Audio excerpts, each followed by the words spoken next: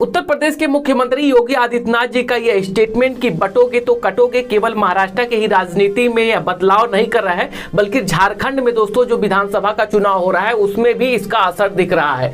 योगी आदित्यनाथ जी का एक रैली होती है, उस रैली में जो सिविलियन पहुंचते हैं दरअसल उनके हाथों में वो पोस्टर होता है योगी आदित्यनाथ जी का कि बटोगे तो कटोगे, और उस पोस्टर में योगी आदित्यनाथ जी का तस्वीर भी होता है। सबसे ज्यादा शौक तो दोस्तों तब लगता है जब उन सिविलियन से पूछा जाता है कि क्या योगी आदित्यनाथ जी का जो स्टेटमेंट है बटोगे तो कटोगे इसका समर्थन करते हैं आप, तो सिविलियन कहते हैं योगी आदित्यनाथ जी जो कह रहे थे वह बिल्कुल सही है और हमें नहीं बटना है। अगर हम बटेंगे तो हमारे धर्म को लेकर, हमारी घर की बहू बेटियों को लेकर सुरक्षित नहीं रहेंगे। दोस्तों बटोगे तो कटोगे के नारा जो योगी आदित्यनाथ जी का है दोस्तों, झारखंड में यह कहा जाए मुंबई से ज्यादा पकड़ रहा है तो कोई गलत नहीं होगा। दोस्तों योगी आदित्यनाथ जी झारखंड की चुनावी रैली को संबोधित करते हुए क्या कुछ स्टेटमेंट दे रहे हैं बटोगे कटोगे के नारों को लेकर और वहां की जो पार्टियां हैं उसको लेकर, दोस्तों आप भी अपनी स्क्रीन पर देखिए। अगर वो हमारे नागरिकों के सुरक्षा के ऊपर खतरा पैदा करता है तो उसको वह हाल किया जाता है कि उसका आका पाकिस्तान भी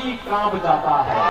आज नया भारत कहता है कि छेड़ेंगे नहीं, लेकिन अगर कोई छेड़ेगा तो उसको छोड़ेंगे भी नहीं। देश के अंदर सुरक्षा का माहौल है और बहनों और भाइयों आपने देखा होगा जो काम कांग्रेस नहीं कर पाई, भारतीय जनता पार्टी की डबल इंजन सरकार में मोदी जी के मार्गदर्शन में अयोध्या में राम मंदिर का भव्य निर्माण कर दिया। 500 वर्षों के बाद रामलला फिर से अयोध्या में निर्माण है। इसीलिए मैं आपका आह्वान करने के लिए आया हूँ, विरासत का सम्मान हो। मैं तो धन्यवाद दूंगा आप लोगों को, निरसा के लोगों को। काली का कितना भव्य मंदिर है, भगवान राम का मंदिर पहले आपने बना दिया है, हम लोग पिछड़ गए थे और मैं बधाई दूंगा, आपका अभिनंदन करूंगा इसकी। एक कांग्रेस नेतृत्व की, चाहे वह झारखंड मुक्ति मोर्चा हो, चाहे आरजेडी हो, चाहे माले के लोग हो, ये सब के सब लूट खसोट करने के लिए आए हैं।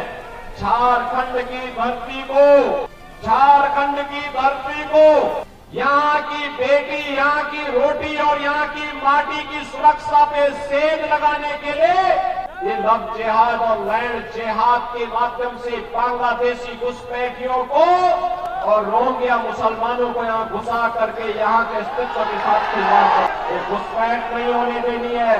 ये लाल सलाम वालों को धक्का देके बाहर करना है। ये लूट खसोट और भ्रष्टाचार फैलाने वालों के लिए राजनीति में कोई जगह नहीं होनी चाहिए। यही आह्वान करने के लिए आज मैं आपके पास आया हूँ।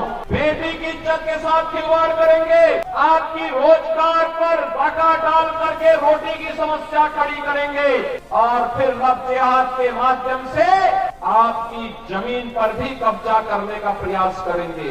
ये कतई नहीं होने देना है और इसको रोकेगी केवल और केवल भारतीय जनता पार्टी। महाराष्ट्र के विधानसभा चुनाव में असदुद्दीन ओवैसी ने उत्तर प्रदेश के पूर्व मुख्यमंत्री अखिलेश यादव जी को लेकर जबरदस्त सियासी प्रहार किया है। और यह सियासी प्रहार दोस्तों साल 2013 में मुजफ्फरनगर में दंगे को लेकर हुआ है, जो कि दंगे में हिंदू के तरफ से भी नुकसान हुआ था, मुस्लिम समाज के तरफ से भी नुकसान हुआ था, क्योंकि दंगा किसी भी तरफ से चालू हो नुकसान कुछ कम और कुछ बेसी दोनों पक्ष में होता है। लेकिन असदुद्दीन ओवैसी की आदत है कि एक तरफा उनको स्टेटमेंट देना अच्छी तरीके से आता है और उन्होंने सिर्फ मुसलमानों को मुजफ्फरपुर दंगे को लेकर उन्होंने अखिलेश यादव जी पर सियासी प्रहार कर रहे हैं। अखिलेश यादव जी पर यह आरोप है कि मुजफ्फरपुर नगर दंगे में 70 साल मुस्लिम महिलाओं के साथ गन्ने के खेत में रेप हुआ। उस वक्त अखिलेश यादव फिल्मी स्टार से मिल रहे थे। मुजफ्फरपुर दंगे में जो लोग शामिल थे, जो लोग कई महीनों तक टेंट में थे, उनसे मिलने नहीं पहुंचे हुए थे। दोस्तों मुजफ्फरपुर में दंगे को लेकर क्या कुछ स्पीच दे रहे हैं असदुद्दीन ओवैसी महाराष्ट्र के विधानसभा चुनाव में, दोस्तों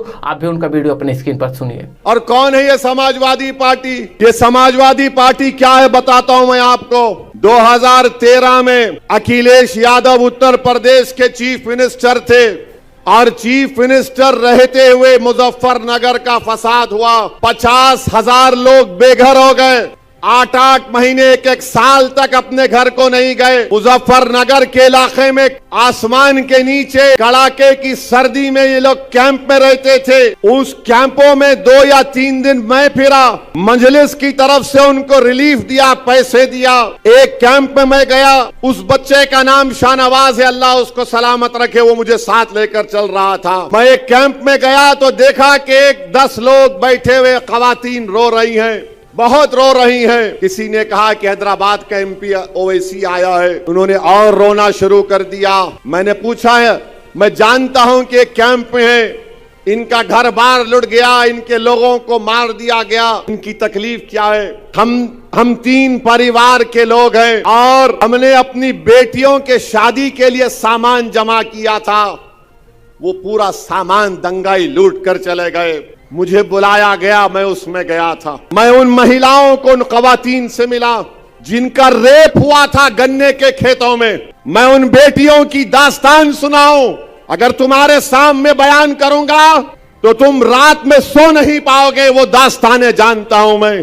तुमने कभी सुना एक 65 साल की औरत की रेप हो सकती है? तुमने सुना कि 60 साल की औरत के छाते को काट दिया जाता है? और ये अखिलेश यादव मुख्यमंत्री था। राज्य समाजवादी पार्टी के लोग औरंगाबाद के हमारे इस इत्तेहाद के दीवार को, इस किले को, इस महल को, जिसने आपने अपने खून पसीने से इसको तैयार किया, आज यहां पर आकर दीमक की तरह उस इत्तेहाद को तोड़ना चाहते हैं। जालिमो, तुम्हारा अखिलेश यादव मुख्यमंत्री था, 50,000 लोग बेघर हो गए, 100 के करीब खवातीन की अस्मत रेजी हुई। आज भी 10 से 15 खवातीन का केस कोर्ट में चल रहा है।